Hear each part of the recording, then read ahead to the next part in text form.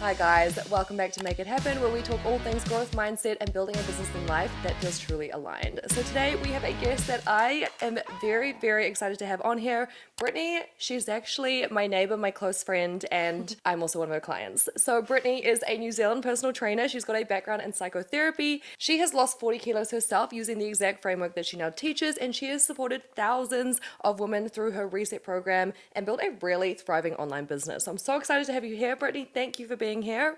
For anyone who hasn't come across Britt before, can you tell us a little bit about yourself and what you do? Yeah, sure. So a little bit about myself. I am a personal trainer, and well into my business journey, I launched an online of my business, which has scaled pretty rapidly.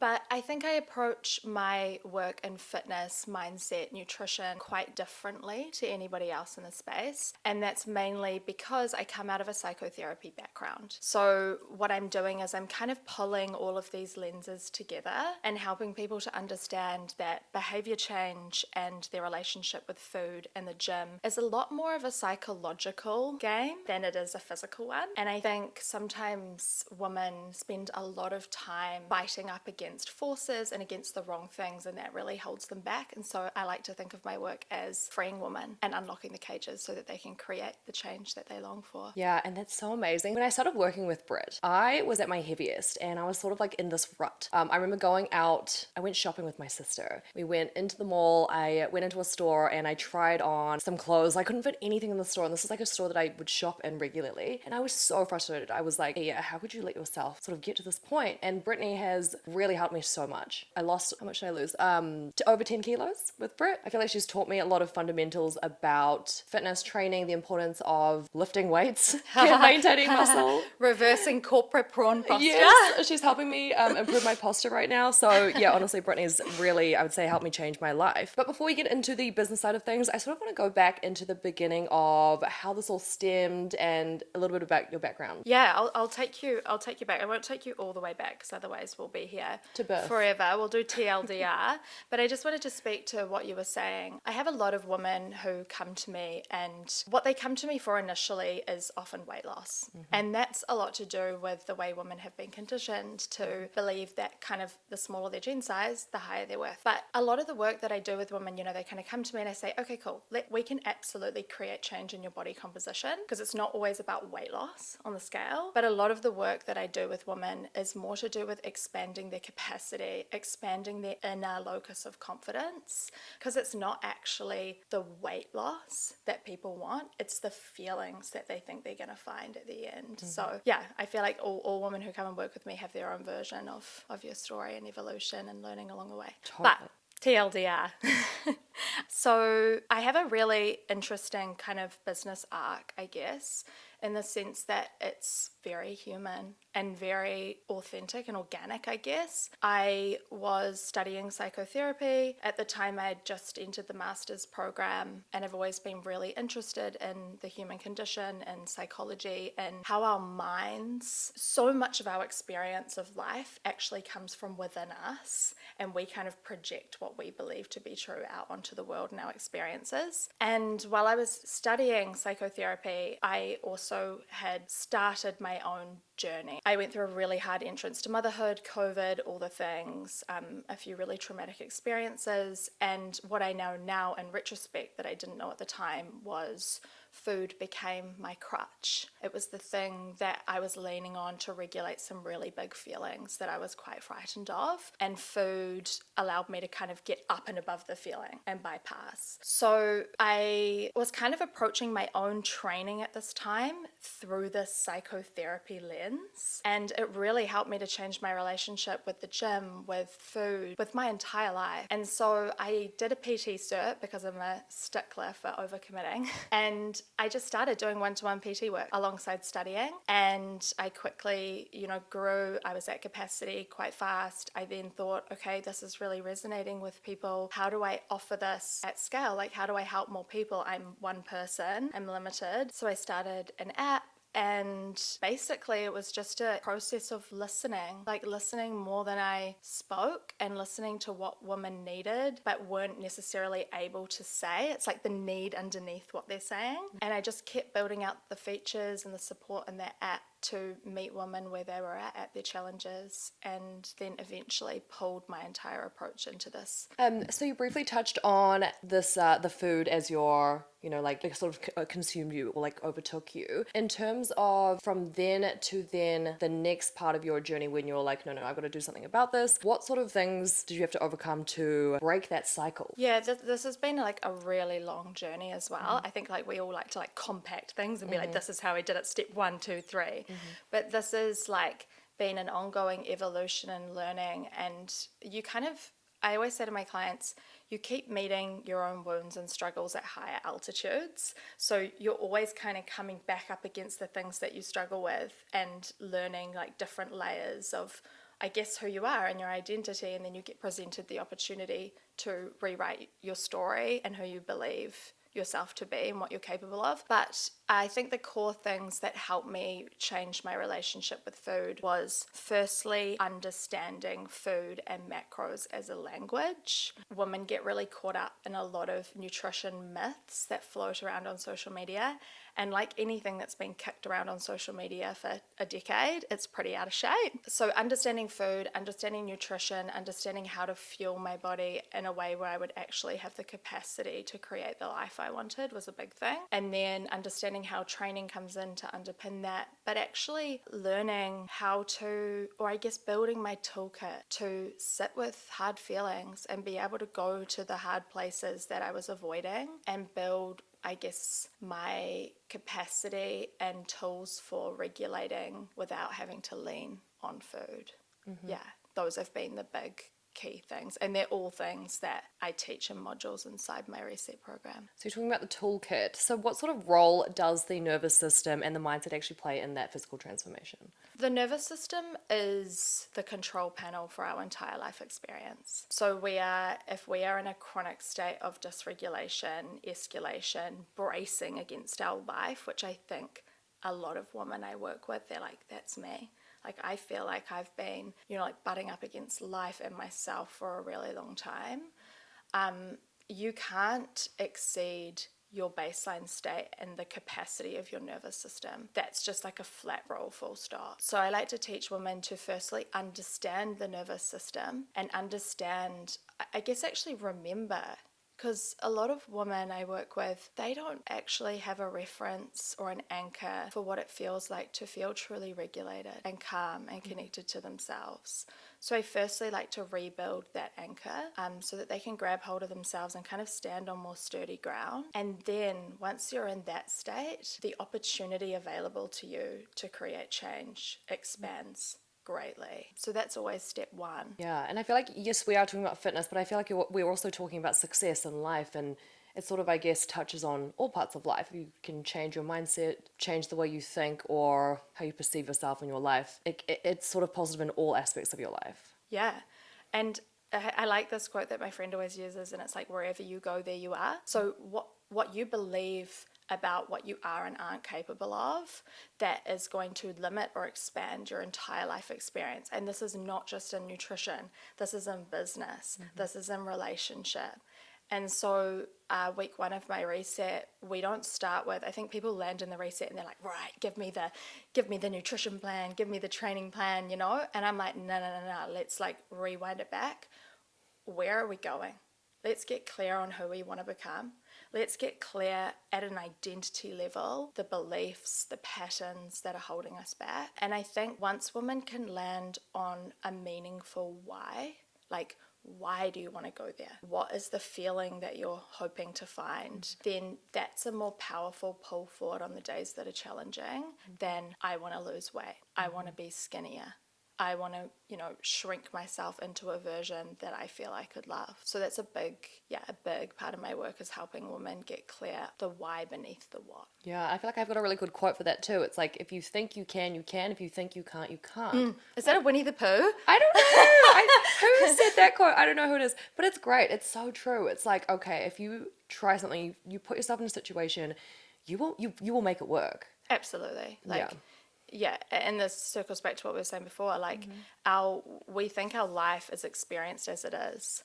Our life is experienced as we are. we project everything. Like I say to my clients, the world is the film, but we are the projector. And we forget that a lot of the work to kind of achieve the goals, the experiences, the feelings we're after, it's an inside job. So we sort of briefly touched on the correlation or the connection between fitness and success. So what do you think that connection is? Yeah, so the way I like to think of my own training, and I offer this as a thread for other women to grab hold of if it resonates, is we're really limited by our capacity. Like how long can we stay with the hard thing? How long, can we stretch ourselves to our edges just a little bit further than we could yesterday? And that is the essence of growth, both in the gym and in the world.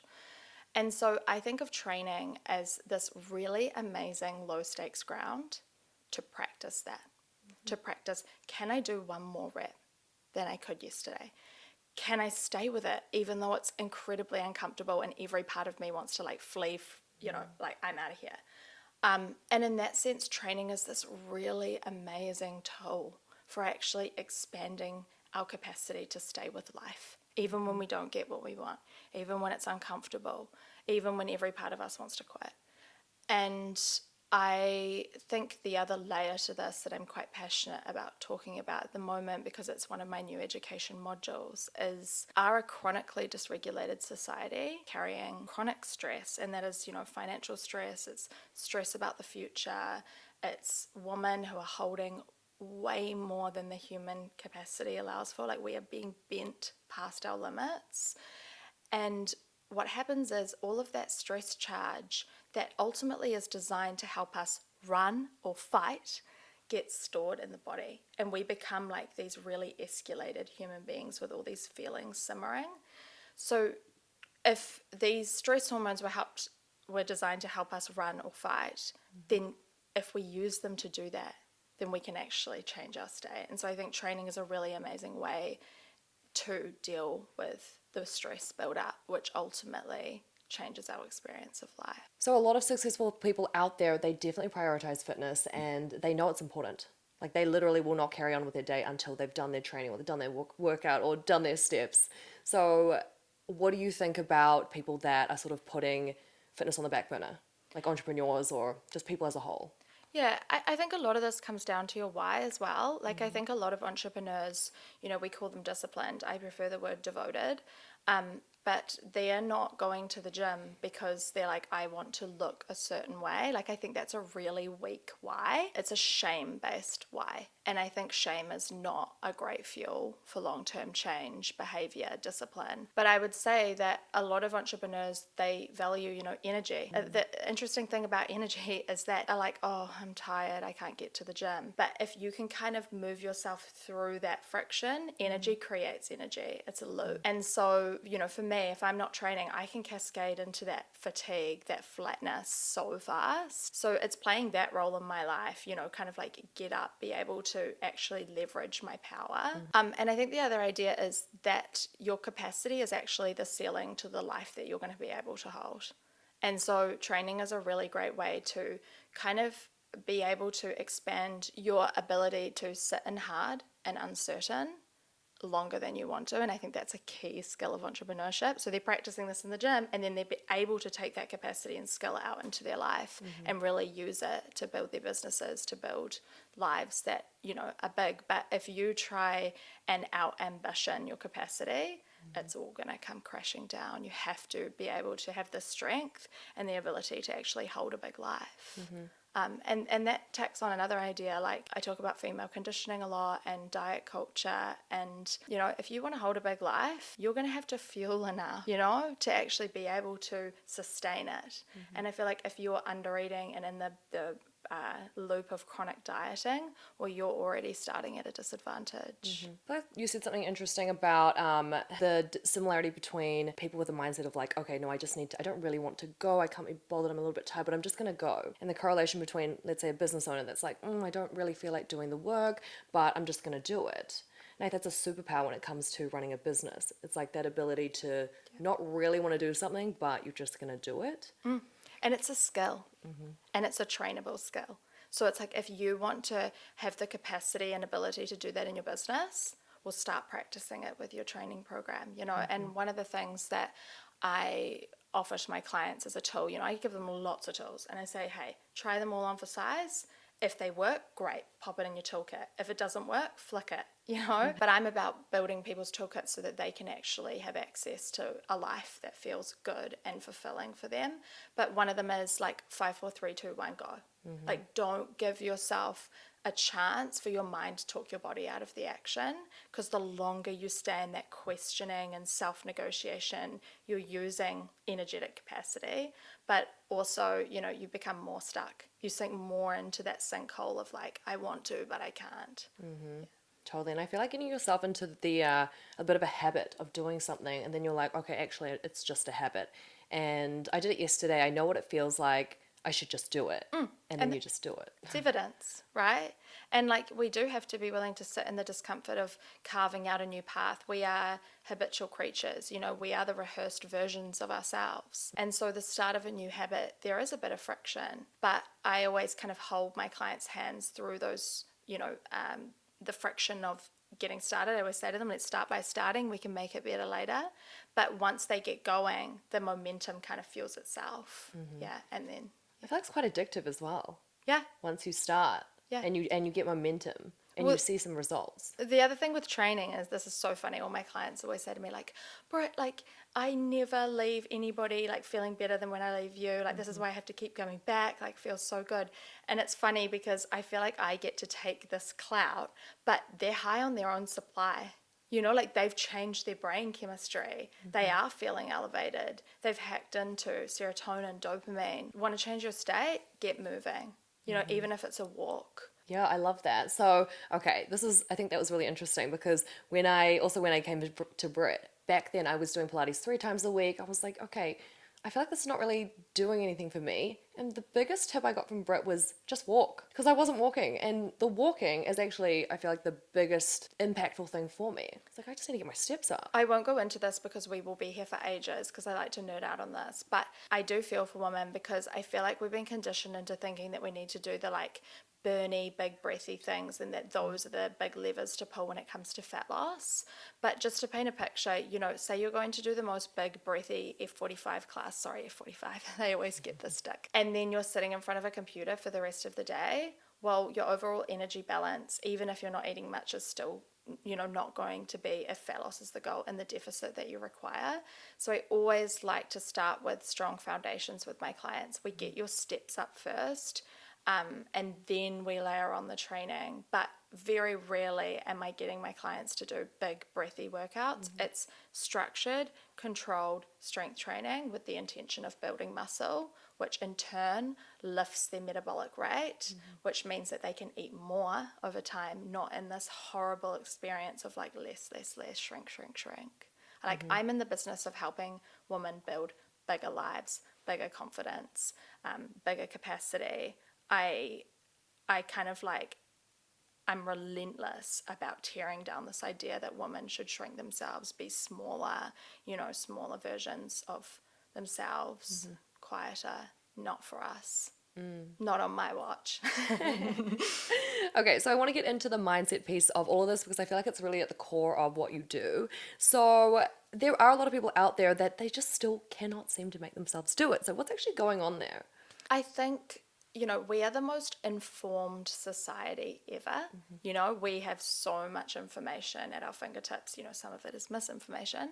A lot of it is misinformation. But I think the issue has become that we are completely overwhelmed. We don't know, I am willing to bet that every person listening to this podcast, they already know enough. It's not knowing that they lack. It's the capacity and help to transform that knowing into embodied learning and action.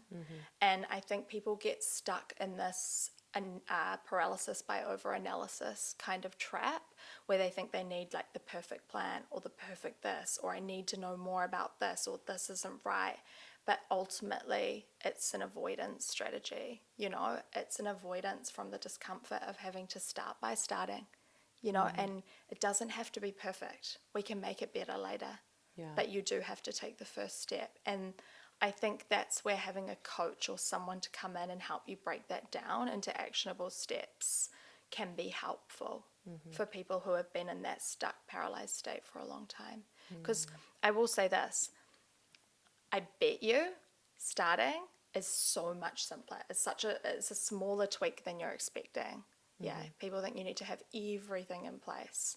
I prefer to build strong foundations first. And then once those are steady, we can layer all the nice to haves on top. This is very interesting because everything you've just described is like actually the people that come to me for business, it's the same sort of issues. They want to do one more course, they want to watch one more YouTube video of how to start a business. It's the same thing. They, for some reason, feel like they need to learn more so that they will not fail. But actually, action is the most important thing. Yeah. And I think, we have a lot of forces that are moving against us in this sense. Social media has been designed by some of the best psychologists in the world to be addictive. And it is weaponizing what's called our orienting response. So as humans, we're designed to orient towards what is threatening. And social media weaponizes this, like all these fearful hooks and like, you must know this or you do this and this is why you're getting it wrong. And people think like, oh, they internalize this as a personal failing, but actually it's designed to suck you in and keep you there, hold your attention and keep you consuming. But really what we need, this is one of the things I work on with clients is resetting their dopamine baseline and recalibrating, their reward pathway, because otherwise we get stuck in the learning, because it's addictive. So with all your expertise and everything you've done, how have you sort of pivoted? I want to know more about your business. So you talked about you started doing a little bit of PT on the side, and now you've developed it into a program and your challenges. So tell us a little bit more about how that's all developed. Yeah, as I said at the beginning, like I didn't really set out with like this clear vision of like my business is going to look how it looks today. It was a very organic evolution of like doing the thing, listening more than I was talking, really hearing what women needed, and then going away and I guess creating. Like I'm an extremely creative person. I love storytelling. I think that storytelling is the best way to communicate information to women in a way that it lands. So really I don't know, I keep like looking and following my own curiosity, and it's worked out for me. But I think maybe the biggest part of my business, which is maybe different to how other people approach their business, is I'm not going for like big reach when we're talking about social media, because obviously social media is the funnel into my business. That's how women find me. I'm not really going for big reach. I'm going for deep trust. And I'm very intentional about the way I approach social media, because I believe, especially where we're going, like you can have the attention of everybody in the room, but nobody in the room trusts you. And so I think you can go either way. You can go expand and try and pull lots of people in the door and hope that some of them convert. But I think what social media is kind of skewed is that, say you get 100 views on your reel, we're like, it's a flop. But it's like if you actually pull those 100 people out, imagine 100 people in a room listening to you and trusting you. That's enough to convert people, So I think that that's served me in the sense that I just work on building the trust and relationship with my audience. And it was a painful process because I was looking at everybody else being like, everybody's growing. But I kind of stayed true to that. And then all of a sudden, I don't know, everything just clicked into place. And Yeah, so with your growth with social media, what do you think were some of the main things that sort of drove that? Do you mean my social media, my social media growth, or my business? Your social media growth. Yeah. I think, and I mean, I'm not a social media expert. You are the social media expert, not me. And I find social media really challenging, to be honest, because I guess I don't like to be scripted. Like I feel quite like in a prison if I have to follow any sort of script. That doesn't work for me. I think social media has become a bit of a fight for attention. You've got like the hook and then this and then that. And I really burnt out trying to like mold myself to fit that. So I've kind of just got into a place where I follow the process that I was talking about before. Like I just go for like, what am I passionate about? What do I believe to be true? And I speak that out and hope that it will land with the people that it was meant to land with. And that seems to work for me in terms of like, I don't necessarily have the biggest following, but I do convert a lot of my following. Yeah, I guess you do talk to camera a lot, and I feel like that's the best for like building trust. I think where we're going as a society, like we're developing really, really good bullshit radars, you know, because we have to, because we're in this world that is just like this shitstorm of AI generated content. And so I think where we're going as a society, knowing who you are, knowing what you believe, and being able to show up in a way that is deeply human, you know, like your work has fingerprints all over it and it was created by true learning. Like I think maybe hustle culture has accelerated the idea of like what a business timeline should look like, but there is this part of business where it's like this evolution and you have to be willing to kind of do the deep work. And I think what I would add to that is there have been times in my business where I've really wanted to give up, like really wanted to give up. This is too hard, this is not sustainable for me. But if you are able to sit in the discomfort of that long enough, it's amazing, you know, like you get on the other side and you like have an idea or it comes to you or a door opens. And I think that's the real skill in business. Like, can you sit in the hard longer than you want to, knowing that your mind gives up long before? Yeah, so I'm interested to hear like what sort of things have hit you and made you feel like, oh my goodness, I want to quit. Like any things in particular. I don't know whether I can think of like things in particular, but I can think of really pivotal moments in my business that paint this idea. So I was at capacity with PT clients as a few years ago. I couldn't fit anybody else in. And I was just like, wow, I am giving away so much energy, so much empathy, so much emotional attunement, like faster than I could replenish my own stores. And I was just like, this business it's taking so much from me and it's not scalable. And it was really disheartening and corrosive to like my soul. And I was basically like, I was just at my wit's end. I think I was exhausted. I was burnt out. I had tried to override my human capacity so long that my body slammed the brakes because I wouldn't. And I just sat in it and I was like, okay, well, I'm just going to keep going. And if I can't figure out a solution, then I will have to like ramp this business down. This is not a sustainable life. You know, I always say it's not about building a big business. It's about building a sustainable one.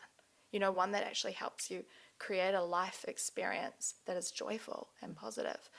And that includes not overgiving, Britt. But then I was like stuck. And one day, it was actually during a workout, because that's where you do your best thinking.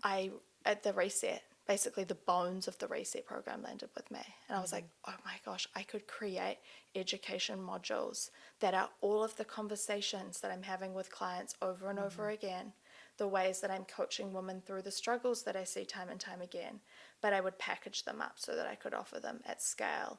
And I figured out kind of how to build in the nutrition, the recipe books and everything. Yeah, the reset program came to me. I launched that. That was, the first one was really successful. And it's every time I just evolve the program because I'm evolving. Yeah. And I'm interested in this now. Let's layer this in. And it's this really like funny circular experience where as I create the reset creates me. Yeah, I feel like it's like pivoting that when you get to this moment of like, I'm stuck, like how can I pivot or change this? I feel like I know the moment of time that you were feeling like that because I think I was feeling like that too. I think that was the time when I was doing back to back. I was like doing one-on-one calls with all my clients. And it got to a point, I think we even had a conversation about it where I was like, this is crazy. Like I am talking for so many hours in a row. It is not sustainable. I'm starting to hate my life. What can I do about it? And I was the same. I had to make like a pivotal change. Like, okay, no, we have to adapt my mentorship into a group program because this is not sustainable. It's not the life that why did I start this business? It wasn't. It's also like, if you think of from the customer perspective as well, like the client perspective, it's not ideal for them either because every time you tell the same story or offer the same advice, they're getting kind of like a dimmed down version because you've told the story so many times, you're like, oh, here we go, you know? So if you can capture it in a really powerful way once and then be able to use that at scale to help, you know, many more women, it's great for you, but it's also great for them because they're getting a sharpened version of that idea, advice, you know? And I think the challenge is, and this is particularly a challenge for me because I have adult ADHD at the severe end of the spectrum, is, you know, I can have ideas and I really have to have enough discipline to hold myself back from urgently taking reactive action on things, to actually allow them enough space to kind of breathe and make sense of them and build them out. And that's been a skill that I've really had to work on in my business, because I have a propensity to shotgun things, like act, done. And I think that can also be great, like you're really good at taking action fast. But I think with my type of work, it just requires a little bit of thought before I just put things out into the world. What's interesting? Okay, so you're saying that it is a superpower, and I reckon it can be a superpower to have that speed to action. But then I've also Googled a couple of times, do I have ADHD? So it said I might, I don't know, maybe I don't. But what are the other sort of symptoms? Yeah, I think ADHD presents very differently for kids versus adults and women versus men. I think that's why a lot of women go underdiagnosed. I wasn't diagnosed until I was 29. But for me, like, I think everybody talks about ADHD as if it's some hindrance. ADHD is my engine. Like, it is my superpower. But the only problem with it is that its fuel is genuine purpose.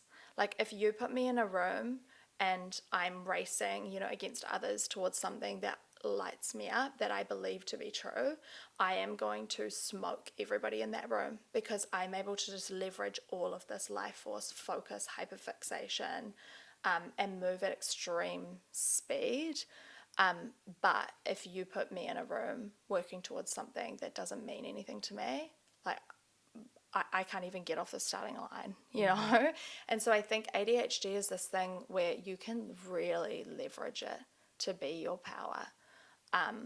But it requires you to know who you are, and it requires you to be truthful about the kind of life and work that is meaningful enough to pull you forward. And I think maybe that's the piece that's missing for a lot of people, because I also know from experience that to try and fight your ADHD is just a soul destroying experience, like to try and fight the blocks and paralysis that come with doing something that you're not really that passionate about. It's very, very hard. So over the past few years, you've obviously grown a lot. Is there anything that you would do differently if you had to start from scratch again today? Oh my gosh, there's so much, hindsight's one of those funny things, right? Like, you look back with experience and you look back with perspective on how things turn out. And there's so many things that I would do differently, but then I wonder, if I'd done things differently, would I actually have ended up here? Would I have learned the lessons that I needed to learn, to know what I want, to know what I don't want, to know what works for me and what doesn't? So I think entrepreneurship and business is like the biggest self-development work you will ever do. Like, you want to do self-work, start a freaking business, because nothing brings you face to face with yourself. Like creating something. So the answer is yes, I've made so many mistakes and I've slowed myself down in so many ways. And, perhaps there are some things that were avoidable, but I think some of it was just part of my own process of becoming. Yeah, it's all learning anyway, isn't it? Okay, I've got a couple of questions that are quick fire questions. Hit me. So, one food you used to think was bad, but now you eat regularly. Carbs every day. I think women get conditioned to believe that carbs are bad and that you have to cut carbs out to lose fat. It's a really terrible strategy. The fitness myth you wish would die. This kind of like HIIT training and that training needs to be big and breathy to be effective. Not true. One book or podcast that has changed the way you think about health or business. I don't know whether it's changed how I think about health or business, but my number one favorite book of all time is Untamed by Glennon Doyle. It's about women freeing themselves from the cages that keep them trapped, and it's about reconnecting to your own body's wisdom and knowing. And lucky last, what is the one thing you will never compromise on, no matter how busy your life? My big North Star is being an attuned, present parent. And that is my number one priority. And so no work, no opportunities. I don't allow that to compromise the way I show up fast in. Okay, finally, for anyone who is listening that has tried everything and nothing's ever stuck, whether it is their health, their mindset, or building a business, what would you say to them? I would say start by starting. You don't have to have it all figured out. You can just take the first step. And as you start walking, I'm almost certain that the path will start appearing. So make something exist first and we can make it better later. Get a little bit of momentum. So Britt, thank you so much for being here today. I know so many women listening are going to walk away feeling very, very seen and motivated to take action. So where is the best place for people to find you and learn more about your reset program? You can come and hang out with me on Instagram at mindbody.brit. You can find my website, mindbodybrit.com. Thank you so much for tuning in to Make It Happen. I'll see you in the next one. Thank you so much for having me. That was fun.